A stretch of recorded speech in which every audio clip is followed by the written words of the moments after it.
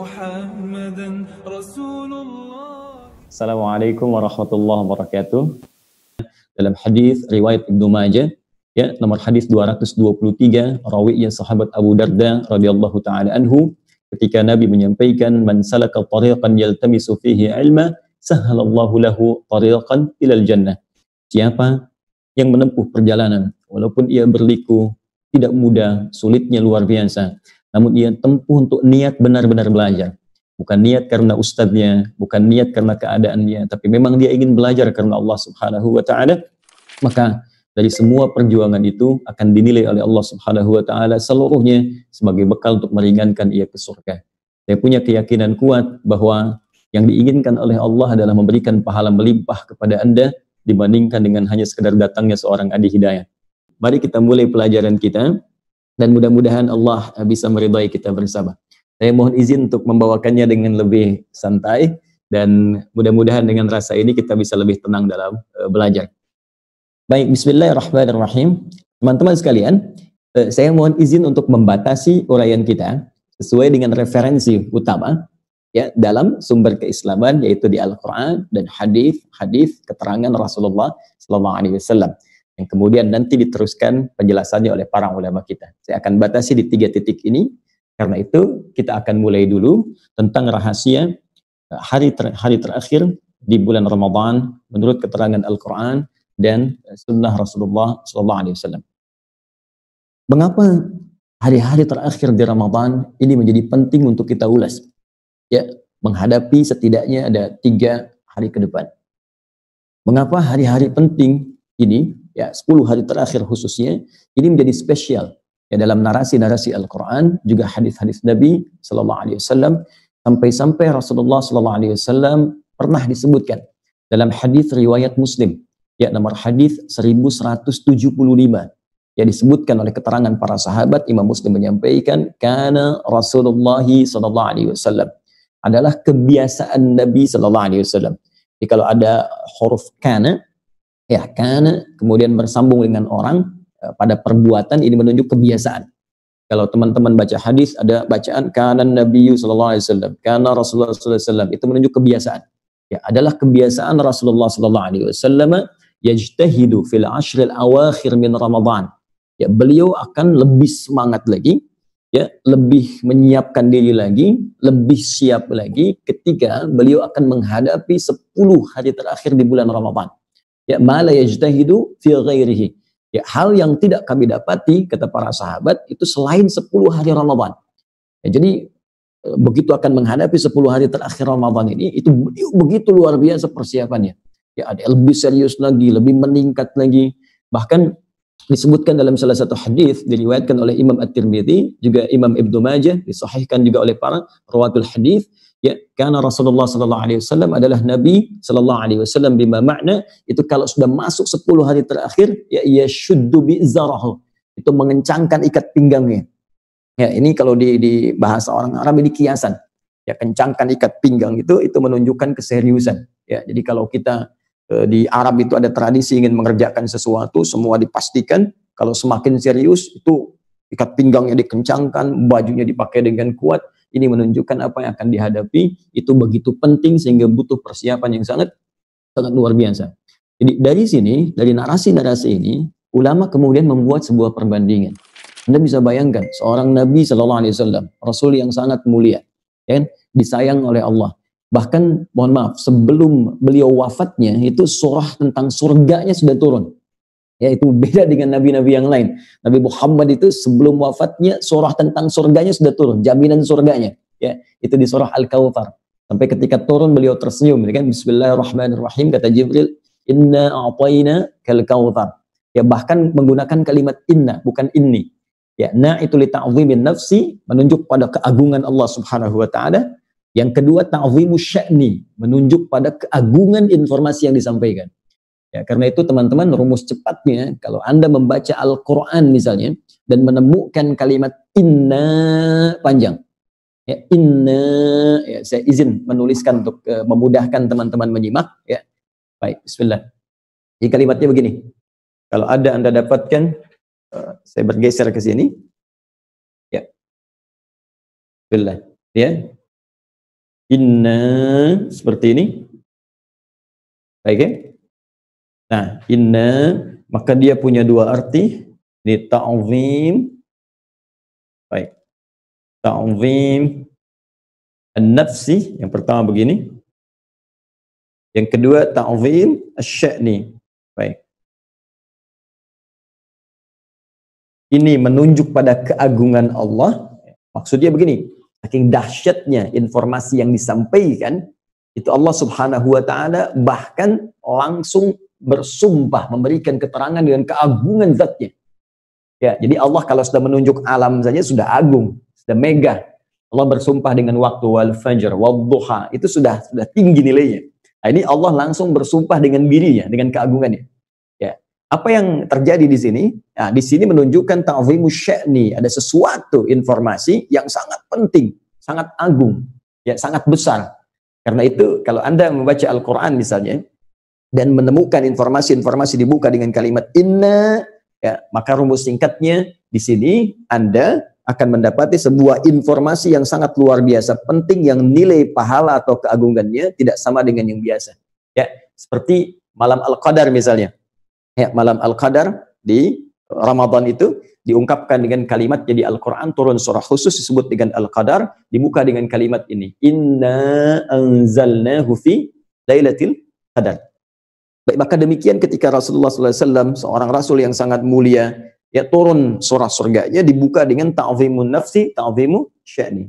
Inna a'tayna kal kautsar. Ya, sungguh Muhammad SAW, demi keagunganku kata Allah, dan demi dahsyatnya apa yang aku berikan kepadamu, ya, kami telah siapkan untukmu al-kautsar, semua kenikmatan yang paling banyak di surga.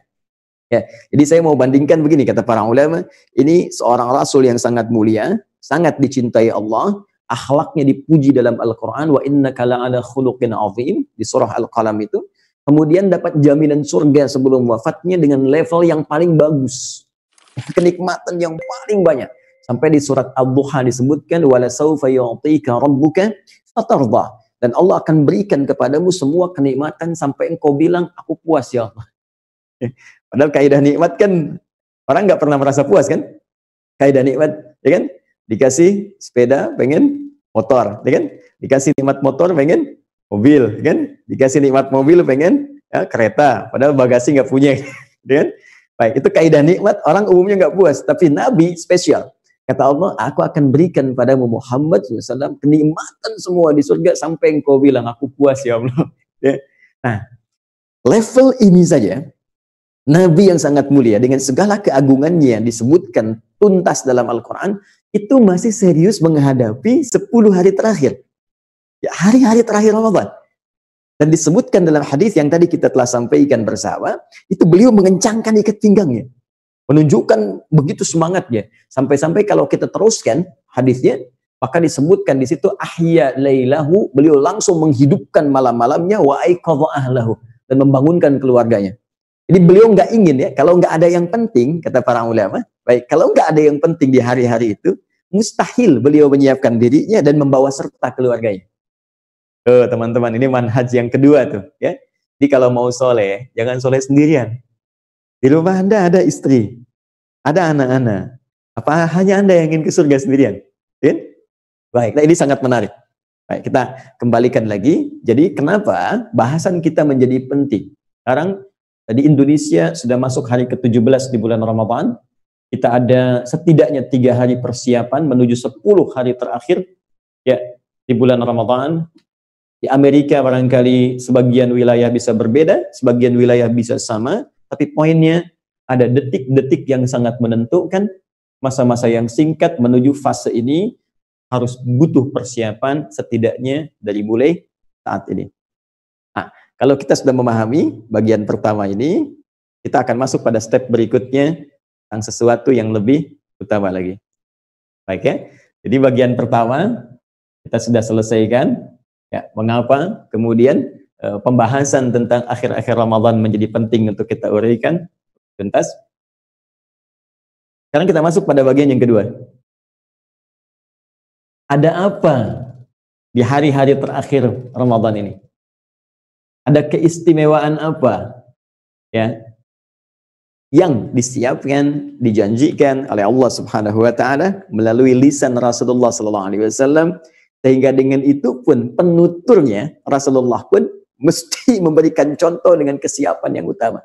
Ada apa gitu? Ya. Baik.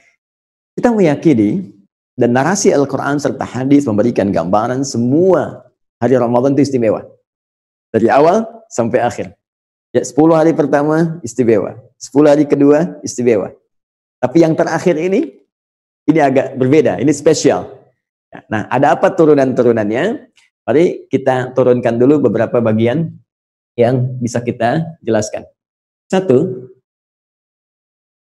keistimewaan 10 hari akhir di bulan Ramadan ini, secara singkat ia bisa menjadi penanda. Ya, saya ulang, secara singkat ia bisa menjadi penanda kekuatan seorang yang tengah berpuasa dari sudut imannya, ya, atau secara singkatnya bisa menjadi penanda kekuatan iman orang yang berpuasa, sekaligus tanda penerimaan puasa atau keberhasilan puasa yang telah dilalui selama 20 hari ke belakang. Ya, kita puasa dari hari pertama sampai hari ke-20. Bagaimana cirinya? Ya kan? Bahwa puasa kita ini bisa berhasil, mendapat penerimaan di sisi Allah Subhanahu wa taala. Ini kaidah terima ini penting, teman-teman, ya. Kaidah penerimaan ini penting karena saya mohon maaf sebesar-besarnya. Kita kan nggak tahu nih. Dari sekian amal yang kita kumpulkan itu, dari sekian sholat yang kita tunaikan, berapa yang Allah terima? Ya, dari sekian baca Quran yang kita bacakan, berapa yang Allah terima? Nah, kaidah diterima ini sangat penting. Bahkan sampai Nabi pun, itu setiap selesai sholat, disebutkan di hadis riwayat Ibnu Majah, nomor hadis 925, itu sampai bermohon kepada Allah, supaya amalnya diterima. Ya. Nabi berdoa, Allahumma inni as'aluka ilman nafi'a, wa rizqan tayyiba, wa amalan mutaqabbala. Ya Allah, mohon anugerahkan padaku, aku minta ilmu yang bermanfaat, rizki yang berkah, dan mohon terima amalku. Ya, Nabi Ibrahim, Nabi Ismail selesai membangun Ka'bah, itu belum tahu. Ya, ketika beliau meninggikan Ka'bah yang hancur atasnya di masa Nabi Nuh itu, saat banjir besar, itu begitu selesai meninggikan, beliau nggak tahu diterima nggak gitu. Kemudian berdoa. Ya, doanya diabadikan di Quran surah kedua Al-Baqarah ayat 127. Ya, paling kiri sebelah atas di mushaf. Wa idh yarfa'u Ibrahimul qawa'ida minal baiti wa Ismail. Keduanya berdoa, Rabbana taqabbal minna innaka antas samiul alim. Kata beliau berdoa, ya Allah, mohon terima amalan kami. Engkau maha mendengar, engkau maha mengetahui kesungguhan kami dalam beramal, ya Allah. Maka demi zatmu yang maha mendengar keadaan kami dan mengetahui kesungguhan kami dalam ibadah membangun, meninggikan Ka'bah ini, mohon terima amalan. Lantas siapa kita dibandingkan Nabi Ibrahim yang Khalilullah? Ya, yang Ismail, Abul Anbiya, termasuk kakek moyang Nabi Muhammad SAW. Siapa kita dibanding Rasulullah? Dan dari mana kita tahu bahwa puasa kita sampai hari ke-17 ini pun diterima oleh Allah? Maka salah satunya, indikatornya, itu bisa terlihat pertama, ketika akan masuk ke sini, 10 hari terakhir. Ya. Biasanya begini, ulama mengilustrasikan dengan membuat lintasan. Ya, dalam perlombaan seperti misalnya balap mobil kan, atau motor ada lap kan, ya, atau berlari misalnya maraton deh. Biasanya kan kalau lap-lap terakhir itu orang makin kencang kan? Ya? Makin serius, makin sungguh-sungguh. Kenapa? Karena dia kumpulkan bekal di awal-awal untuk menjemput sesuatu yang penting di akhir. Nah, perlu kita garis bawahi, di dalam Al-Quran, penanda kesungguhan seseorang untuk beramal soleh, itu iman. Ini penanda kesungguhan seseorang, ya, ditunjukkannya seseorang itu kuat amalannya, bagus amalnya, banyak amal solehnya, itu iman. Ya, karena itu kalimat iman dalam Al-Quran itu seringkali disandingkan dengan amal soleh. Ya, seperti surah 103 misalnya. Ya, wal 'asr innal insana lafi khusr illa alladhina amanu iman, ya. Kemudian wa 'amilus shalihat. Ya, disandingkan dengan amal soleh. Kan baik-baik rumusnya? Iman bersanding dengan amal saleh. Baik, bahkan dalam ayat puasa di Quran surah kedua Al-Baqarah di ayat 183, kalimat puasa, kewajiban puasa, itu bentuk amal soleh, turunannya nanti ada salat, Al-Baqarah misalnya ayat ke-3, ada puasa, Al-Baqarah ayat 183 ke sini. Ya, kalimat kewajiban puasa, kutiba alaikumusiyam, bukankah dibuka juga dengan kalimat iman? Ya. Ya ayyuhalladzina amanu, hai semua orang-orang beriman, baru muncul perintah. Ya, kutiba alaikumusiyam. Kalau rumus persamaan ini dibalik, ya, artinya ketika ada orang-orang banyak meningkatkan amal solehnya, ini ditingkatkan, ini menunjukkan kadar iman yang kuat di hadapan Allah Subhanahu wa Ta'ala.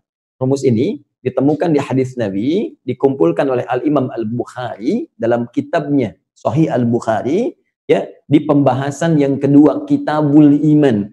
Baik, bab pembahasan tentang iman. Di situ beliau mengutip kalimat Nabi SAW, Al-imanu yazidu wa yantaqis. Iman itu bisa kelihatan kuat, bisa juga nampak turun, melemah. Yazidu bitta'ah. Dia bisa naik, meningkat dengan mengerjakan ketaatan dalam bentuk amal soleh. Ini rumusnya. Jadi kata Nabi, kalau seseorang amal soleh itu meningkat, semakin kuat, semakin serius, ini tandanya imannya sedang kuat.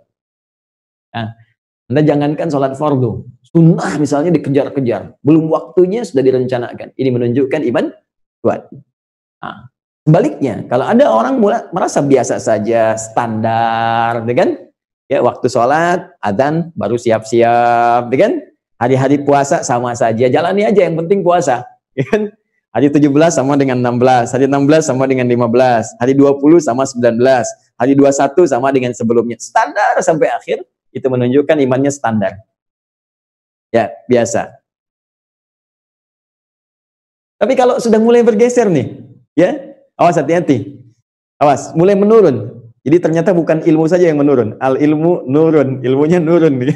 Al-imanu nurun, iman mulai nurun nih. Mulai lemah. Apa di antara tandanya? Sudah malas nih dengan puasa. Ya, baru sahur udah lihat kapan buka.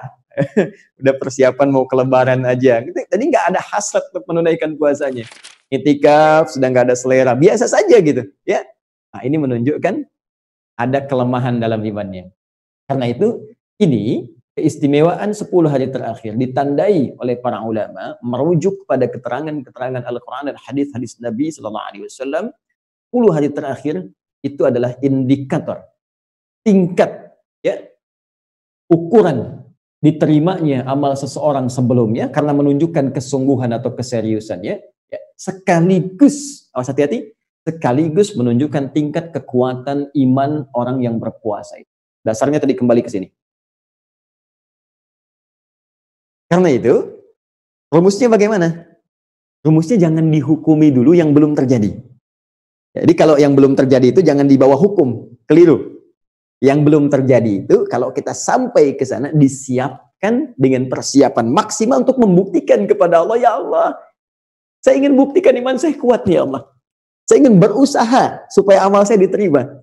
Itu yang dicontohkan Nabi tadi di hadis yang saya uraikan. Jadi beliau sendiri ingin membuktikan kepada Allah imannya itu lebih kuat dari sebelumnya. Beliau ingin buktikan bahwa puasa-puasa kemarin beliau sungguh-sungguh. Kita buktikan kepada Allah Subhanahu wa Ta'ala dengan kesempatan yang Allah berikan kepada kita. Ya Allah, saya ingin berhasil puasanya nih.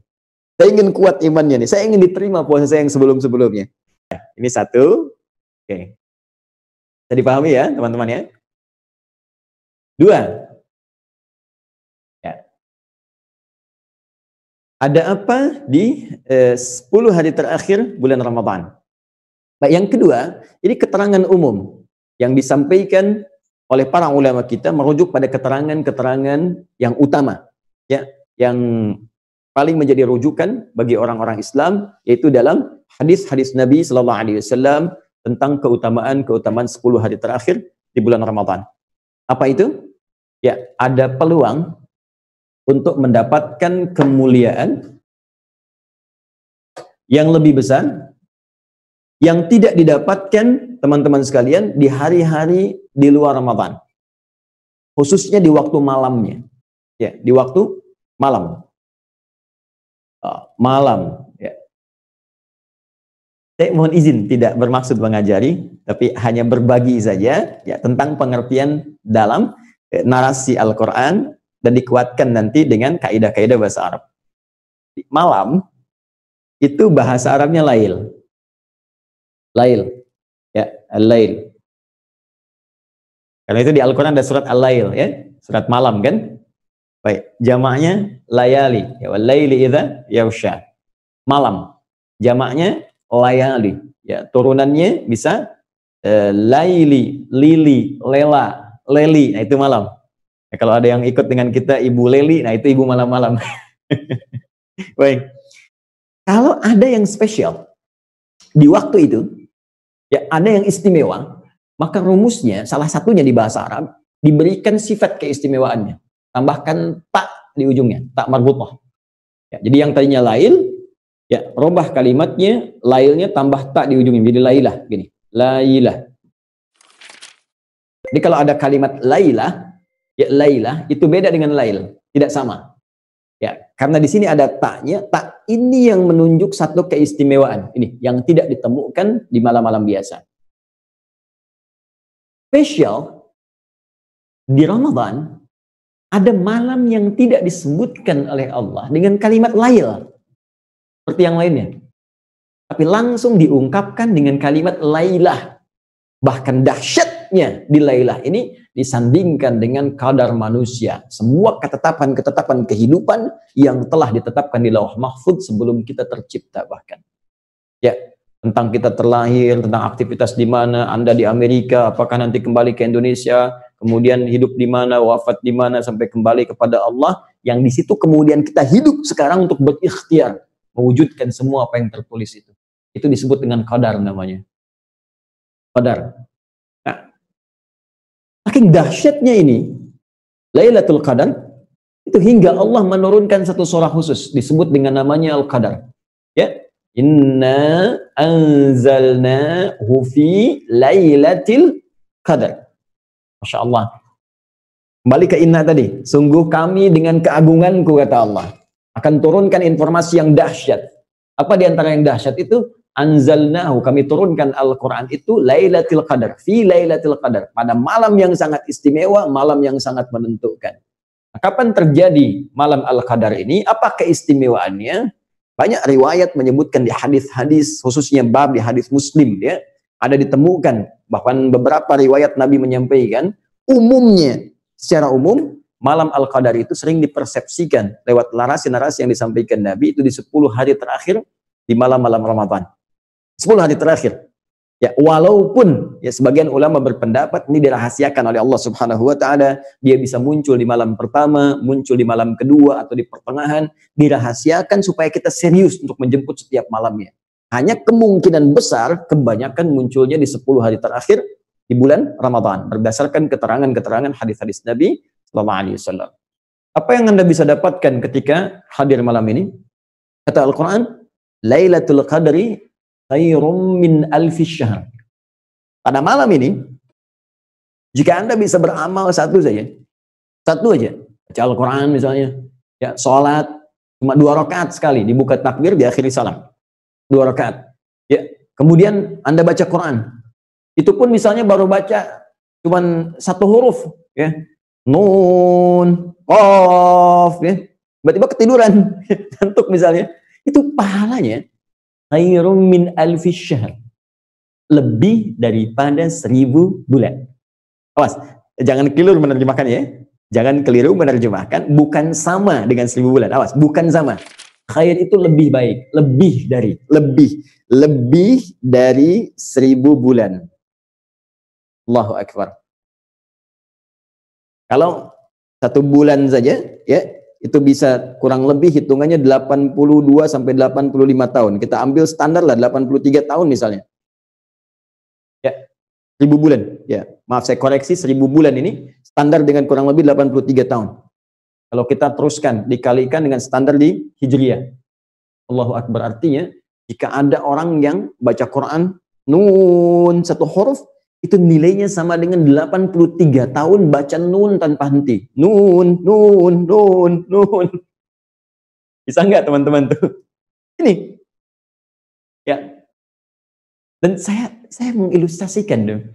Membayangkan bagaimana kalau seorang dapat malam itu tuh sedang bertobat. Ya Allah, saya merasa banyak dosa ya Allah. Saya banyak salah ya Allah. Pada ayah saya, pada ibu saya. Saya belum sempat minta maaf. Beliau telah meninggal dunia. Saya tidak tahu bagaimana jalannya untuk memohon maaf. Ya Allah, saya banyak salah ya Allah terhadap anak-anak saya. Karena saya kurang perhatian dengan mereka. Akhirnya mereka kemudian mencari perhatian di luar. Terlihat seperti nakal, padahal tanggung jawab saya sebelumnya yang kurang perhatian. Ya Allah, saya salah dengan teman saya. Saya belum berjumpa dengan dia dan belum minta maaf pada kesalahan saya. Anda kemudian taubat, dan tak terasa air mata itu mengalir. Terasa mengalir gitu. Dan turunlah penerimaan Allah pada saat itu. Begitu taubatnya diterima, digugurkan semua dosanya. Kalau Anda beramal satu aja misalnya, la ilaha illallah, mikir satu aja kalimat. Begitu mengucapkan la ilaha illallah, amalan itu sama dengan 83 tahun.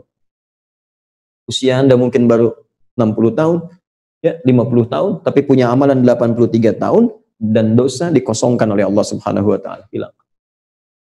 Paling indah ketika Anda mengucapkan la ilaha illallah, kemudian tibalah waktunya untuk pulang. Ketika meninggal dunia itu, Anda sudah punya amalan 83 tahun, melampaui amalan usia Anda, dan pada saat itu dosa-dosa sudah dihapuskan oleh Allah Subhanahu wa Ta'ala.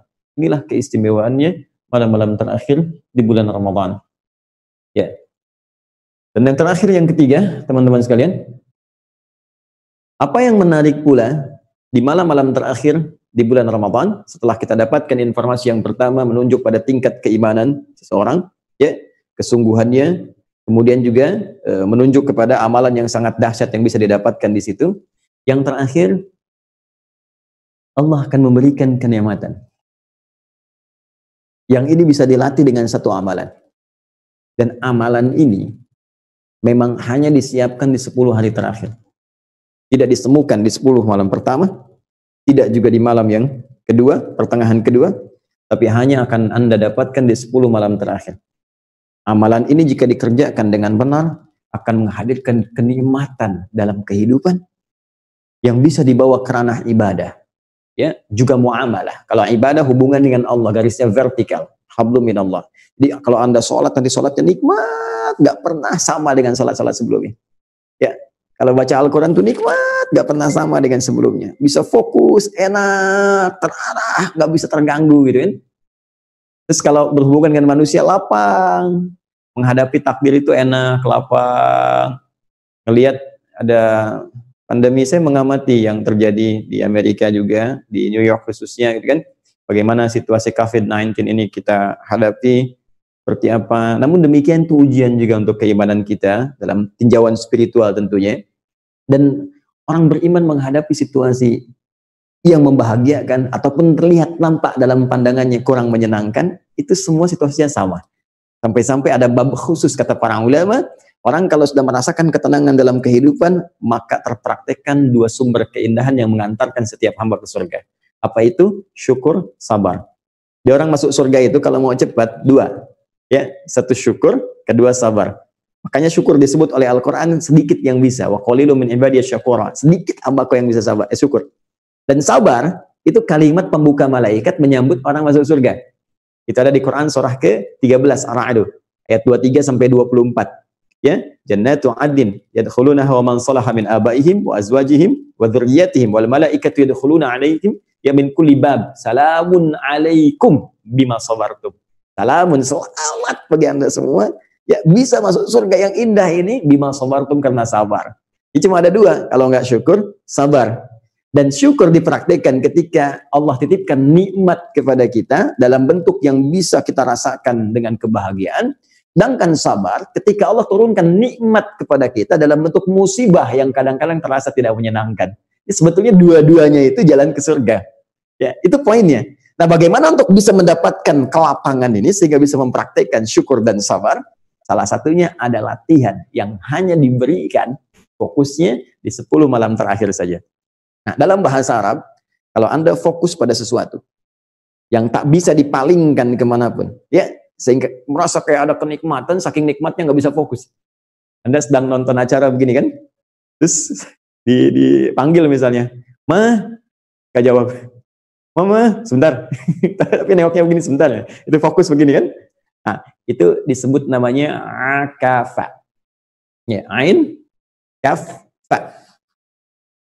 Ain, ya, ain, kaf, fa, begini. Oke? Orangnya disebut akif, akif, gini. akif. Baik. Kalau banyak orang, ya nggak hanya Anda saja, ya di rumah ada 5 orang semuanya fokus, luar biasa, tak terpalingkan, merasa kenikmatan, jadikan di ujungnya, akifun. Akifun. Misal, di zaman Nabi Ibrahim ada orang yang fokus terhadap patung-patung, sembahan berhala, sampai saking fokusnya dipanggil susah nengok. Diingatkan marah-marah, gitu kan? Itu ada di Quran surah ke-21, ayat ke-52. Ya, ma hadhi tamathilul lati antum laha akifun, kata Ibrahim kepada bapaknya dan kepada kaumnya, masyarakat pada saat itu. Apa sih patung-patung ini sampai kalian begitu fokus? Aku ingatkan nggak nengok-nengok. Aku sampaikan marah-marah, akif itu namanya. Ya. Baik, kalau Anda ingin melatih diri fokus sehingga terhubung hanya dengan Allah, nikmat gitu, dan nggak bisa diganggu orang. Ya, saat sedang senang, kita pun nyaman sedekah, nyaman ini, nggak ada riya, nggak diganggu orang. Sedang sholat enak, nikmat, dicela orang juga, alhamdulillah. Memang setiap manusia punya aib untuk dicela. Perasaan itu muncul saja dan terasa damai dalam kehidupan. Nah itu teman-teman sekalian, sikapnya akif. Akafa. Kalau Anda ingin berlatih untuk mendapatkan itu, maka tambah hamzah di depannya. Ya, hamzah wasal. Di akafa, hapus sebentar ini. Ya. Akafa, tambah hamzah di sini. Ya, harakatnya jadikan kasrah, ini hilang jadi Kalau Anda ingin latihannya serius, sungguh-sungguh, ya berusaha sungguh-sungguh, ingin latihan sungguh-sungguh, tambah tak sebelum akhirnya. Ya, gini. Di maaf, jadi setelah ain ya jadi istaf ada. Ya. Tak di sini taknya, bukan sebelum akhir. Kalau sebelum akhir nanti syiddah, ya. I'takafa. Ya, jadi cara mengartikannya usaha untuk sungguh-sungguh fokus terhadap sesuatu. Usaha untuk sungguh-sungguh, taknya akafanya fokus terhadap sesuatu sehingga tidak bisa dipengaruhi atau dipalingkan oleh yang lain. Saya ingin fokus untuk ibadah kepada Allah sehingga setelah i'takafa ini saya bisa fokus dengan Allah, saya fokus dengan hukum-hukumnya, nggak peduli dengan gangguan orang, bisa terasa nyaman menghadapi berbagai musibah dan sebagainya, bisa membalas keburukan dengan kebaikan, bisa mencintai dengan lebih luas, menyayangi tanpa pamrih. Itu latihannya disebut dengan i'tikafa, sifatnya disebut dengan i'tikaf. Ini sifatnya, keadaannya. I'tikaf. Nah, jadi yang ketiga, di 10 malam terakhir Ramadan, Anda akan mendapatkan sebuah latihan dengan fokus yang sangat luar biasa. Sampai-sampai Nabi mengencangkan ikat pinggangnya, sampai-sampai beliau membangunkan keluarganya, sampai-sampai beliau menghidupkan malam-malamnya, supaya masih bisa berlatih untuk menikmati segala karunia yang Allah berikan kepada beliau, ya, yang bisa dibawa dalam kehidupan. Itu yang menyebabkan Nabi dicela tidak membalas, Nabi dilempar malah mendoakan. Terus dalam akhir hidupnya pun masih menyampaikan kalimat yang ingin menyayangi kita semua. Dan di mana kita dibanding keteladanan Rasulullah SAW? Ya, karena itu saya kira kita kembalikan ke sini bahwa i'tikaf tidak ditemukan. Bukankah hanya di 10 malam terakhir Ramadan? Ya? Ada orang i'tikaf dalam konteks ini, jadi 10 hari pertama atau 10 hari kedua, kita hanya temukan di 10 hari terakhir. Dengan tujuan-tujuan yang tadi saya sebutkan. Nah, ini yang menjadikan alasan-alasan kuat mengapa kita diberikan isyarat dalam Al-Quran. Ya, dalam Al-Quran bahkan jelas di Al-Baqarah ayat 187 tentang ini. Ya, bahkan langsung ke orangnya akif. Seakan-akan Allah ingin mengatakan, kalau bisa kamu memang harus jadi orang yang sudah otomatis. Ya, tiap-siap itu kan tiap tahun dikasih tahu. Bahasanya seakan-akan begitu. Tiap tahun ada Ramadan, masa masih intikaf juga harusnya sudah akif. Karena itu di Al-Baqarah 187 itu di pertengahannya ada kalimat begini. Wa antum akifuna fil masajid. Ya, wala tubashiruhunna wa antum akifuna fil masajid. Ya, bahkan saking pentingnya ini kata Allah, kalau kamu pun ada hasrat untuk bercumbu dengan istri, dengan pasangan hidupmu, kalau bisa tunda dulu lah kalau sedang itikaf di masjid. Saking pentingnya. Ya, saking pentingnya ibadah ini. Nah, jadi teman-teman sekalian, ini yang menjadikan alasan kita mengurai tentang pentingnya hari-hari terakhir di bulan Ramadan. Kemudian ada apa di hari-hari terakhir ini? Ya, ini yang telah kita uraikan. Tinggal bagian ketiga. Ini bagian terakhir yang harus saya uraikan. Saya mohon izin saya hapus dulu sejenak. Bismillahirrahmanirrahim. Kita masuk pada bagian yang ketiga. Baik, saya memohon izin untuk kembali fokus pada apa yang akan kita uraikan. Nabi Sallallahu Alaihi Wasallam menjelaskan dengan sangat indah dan terperinci tentang isyarat yang dimunculkan dalam Al-Quran guna meraih segala keistimewaan yang tadi bisa didapatkan di 10 hari terakhir di Ramadan, khususnya di malam-malamnya. Apa di antara persiapan yang beliau isyaratkan kepada kita? Pertama, ada narasi yang secara tidak langsung memberikan gambaran kepada kita untuk bisa menyiapkan kondisi mental yang prima, fisik yang baik. Ya, jadi fisik dan kondisi mental yang prima. Ya. Fisik sehat tapi mental tidak sehat, ini pun tidak bagus. Ya, nanti kita akan lihat. Ini isyaratnya ditemukan tadi dalam hadis riwayat Muslim, isyarat ini. Nomor hadis 1175. Ya. Jadi saya sampaikan bahasa umumnya, karena Rasulullah sallallahu alaihi wasallam ya adalah kebiasaan Rasulullah sallallahu alaihi wasallam yajtahidu ya fil ashril awakhir min Ramadan, beliau menyiapkan kembali dengan sungguh-sungguh ya. Beliau kemudian menguatkan kembali keadaan dirinya sampai-sampai tadi di Ibnu Majah, di At-Tirmidzi disebutkan ya syuddu mi'zarahu, mengencangkan ikat pinggangnya, persiapan fisiknya dimaksimalin lagi ya, sampai-sampai penampilan diperbaiki. Nanti ada hadis di riwayat Muslim sampai-sampai itu Sayyidah Aisyah sampai nyisirin Nabi dulu tuh ya, disisiri. Jadi kan Nabi kan kamarnya sangat begitu nempel kan dengan masjid. Jadi begitu sedang itikaf pernah kepalanya dikeluarkan begini disisir supaya tampilan bagus rapi. Ya Anda bayangkan tuh, ya, bagaimana seorang Nabi ketika akan menghadap Allah, ingin ibadah fokus tuh, penampilan fisiknya disisir rapi, bagus, ya Masya Allah. Kemudian pakaian dibersihkan, wangian dipakai untuk laki-laki dan seterusnya. Ya, karena ada sesuatu yang penting. Karena kalau ada undangan kan, ya di White House misalnya kan, dari undang ke Gedung Putih, masa pakai pakaian biasa-biasa? Pasti saya yakin pakai pakaian bagus, pakaian ya yang luar biasa. Nah ini ada undangan spesial dari Allah, jadi penampilan secara fisik tuh ya prima, kesehatan dijaga, penampilan cukup bagus disiapkan, bekal-bekal disiapkan, kemudian mental juga diperbaiki dengan motivasi-motivasi tadi. Nah, hanya yang paling penting begini, i'tikaf ini, saya belum bicara substansi ya, saya baru bicara kondisi umum nih. Ya, kalau kita ingin fokus dengan baik, ya karena yang kita akan kerjakan untuk meraih sesuatu, bahkan karena itu kita mesti punya tempat yang spesifik, yang mengondisikan kita bisa kondusif ya untuk ibadah, kondusif untuk fokus mempersiapkan diri, kondusif untuk bisa meraih apa yang tadi kita harapkan. Dan satu-satunya tempat yang paling menenangkan di bumi untuk bisa meraih semua gambaran-gambaran tadi cuma satu, yaitu masjid. Ya, masjid. Nah, ini poinnya. Masjid itu sudah disifati langsung oleh Al-Quran tempat yang paling menenangkan di bumi. Ya, puncaknya Ka'bah, karena kan kiblat. Ya, kalau di Masjidil Haram itu Ka'bah, ya turunannya masjid. Ya turunannya masjid. Coba teman-teman buka Quran surah kedua Al-Baqarah 2 ayat ke 125.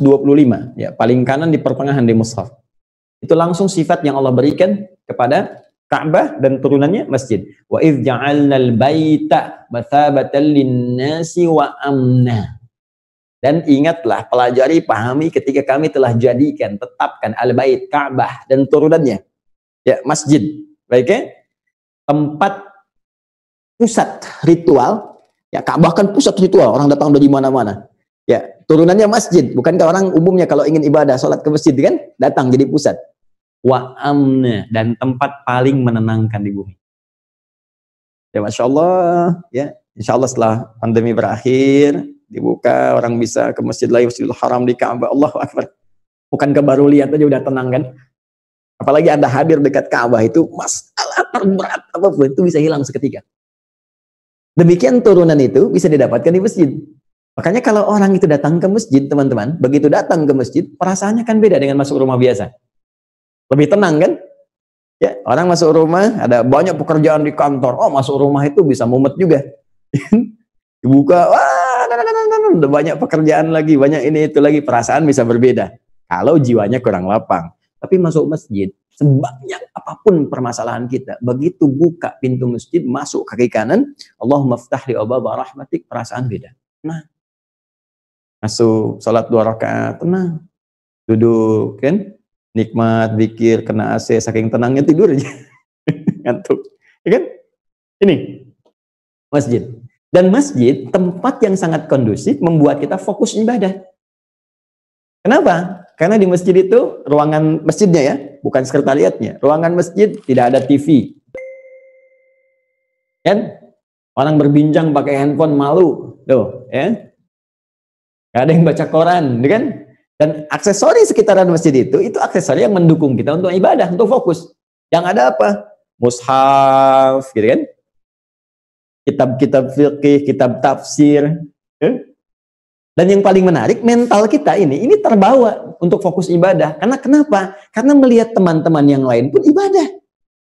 Coba Anda umumnya ke masjid kan lihat orang sholat, lihat orang baca Quran, ya. Nggak ada orang Anda ke masjid orang main TikTok misalnya. Nggak ada kan? Baik, jadi semua kondisi itu bisa terwujud di sini, di masjid kondisinya. Mental kita terangkat, kita mau pegang handphone malu, orang lain nggak ada yang pegang. Mau tidur orang lain pada sholat, kan? Baik, mau baca Quran orang lain baca Al-Quran. Karena kondisi inilah kemudian, maka para ulama menyarankan untuk bisa mengondisikan ini semua. Bagian kedua, Anda bisa mencari lokasi masjid terbaik, ya, yang setidaknya dekat dengan wilayah Anda. Jadi nggak perlu terlampau jauh juga. Ya, masjid terdekat dengan kondisi yang baik.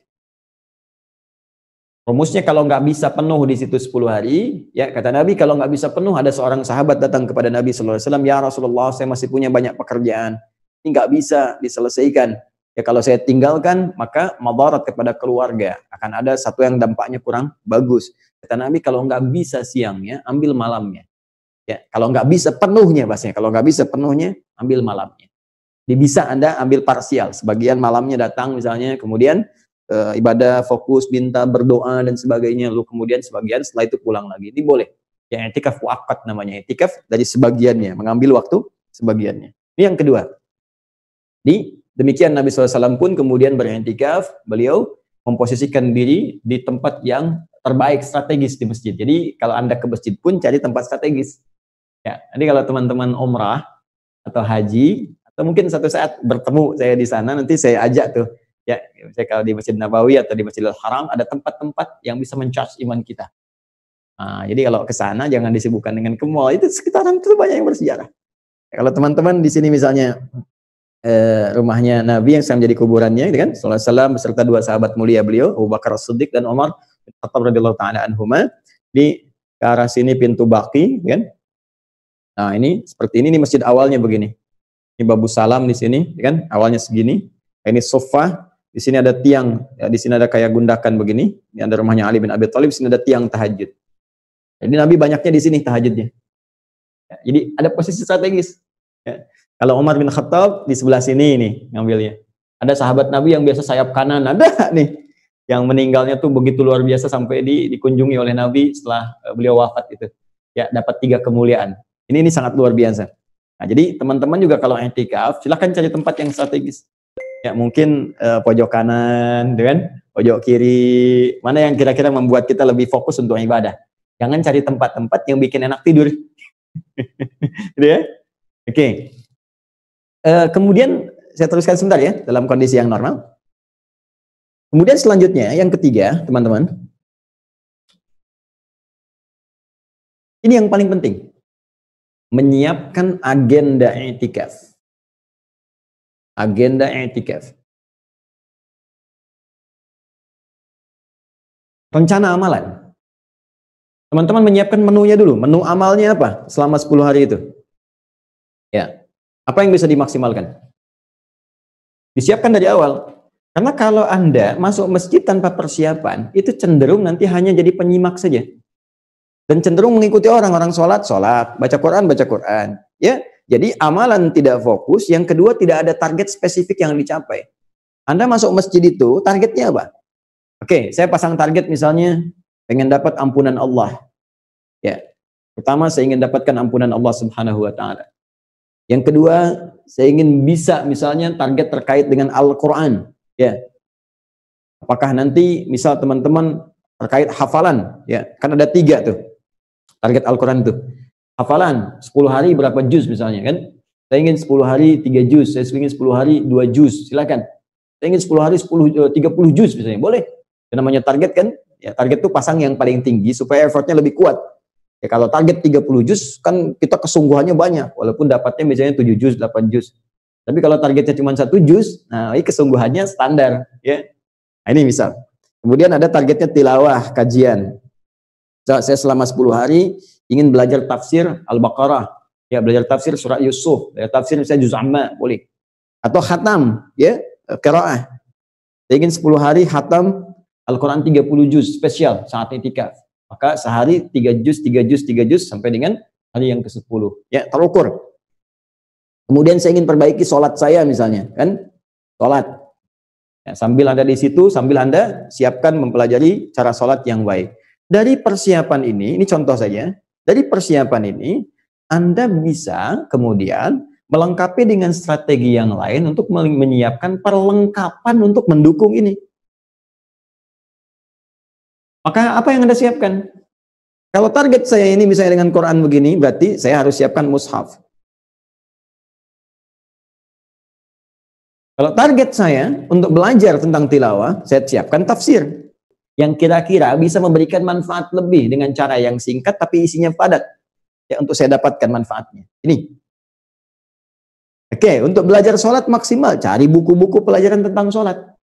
Sifat sholat Nabi misalnya, ya, atau keluarkan dari karangan ulama-ulama yang mu'tabar, yang kredibel, yang fiqh. Anda belajar di situ sambil menikmati prakteknya di malam-malam harinya. Keluarkan ayat-ayatnya, hadisnya, dan fokus. Ini yang menjadikan nanti i'tikaf kita berkualitas. Ya, saya ingin istighfar Ustaz, cari ampunan aja nggak banyak-banyak, cari rumusan dari ulama. Kalimat-kalimat apa untuk istighfar? Istighfarnya Nabi Adam dari dosa-dosa, misalnya kan Quran surah 7 itu ayat 23, Rabbana zalamna anfusana wa illam taghfir lana wa tarhamna lanakunanna minal khasirin. Ya. Istighfarnya Nabi Yunus alaihissalam, ya, la ilaha illa anta subhanaka inni kuntu minal zalimin. Istighfar yang standar, astagfirullah, astagfirullah, astagfirullah. Nanti cari waktu yang paling bagus untuk istighfar. Ya. Ya, saya ingin dapat malam Al-Qadar Ustaz. Nah, kalau malam Al-Qadar berarti adanya cuma malam. Ya, karena itu hidupkan malamnya. Karena itu banyak orang yang istirahat saat itikaf itu siang-siangnya, malam-malam hidup terus sampai dengan datang saharnya. Sahar itu waktu singkat menjelang fajar. Untuk sahur, ya untuk ibadah doa dan sebagainya. Nah, ini kurang lebih teman-teman sekalian secara singkat. Secara singkat, pada umumnya apa yang bisa saya sampaikan. Ya, saya kira ini sementara materi yang bisa saya sampaikan. Secara umum karena waktu kita terbatas. Kita jeda dulu. Subhanakallahumma bihamdika asyhadu an la ilaha illa anta astaghfiruka wa atubu ilaik. Assalamualaikum warahmatullahi wabarakatuh.